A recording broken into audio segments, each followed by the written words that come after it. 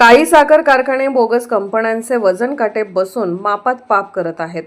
धनाजी चिडमुंगे साखर कारखान्यांच्याकडून ऊसाच्या वजनात मापात पाप करण्याच्या प्रकारात सध्या वाढ झाली असून आपण पिकवलेल्या ऊसाचे योग्य दाम पदरात पाडायचे झाल्यास शेतकऱ्यांना आता जास्त सतर्क राहावे लागणार असल्याचे धनाजी चिडमुंगे यांनी पत्रकार परिषदेत मत व्यक्त केले.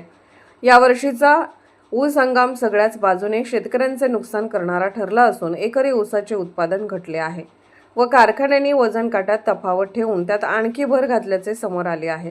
2 कारखाने मापात पाप जास्तच करत असल्याचे यावर्षी निदर्शनास आले आहे. यामध्ये स्थानिक शहरात असणारा कारखाना वजनात जादा तफावत ठेवल्याचे या वजनातील तफावतीवरून स्पष्ट झाले आहे. तसेच एका लोकप्रतिनिधीच्या कारखान्याच्या वजनात पण जास्त तफावत आढळून आली आहे.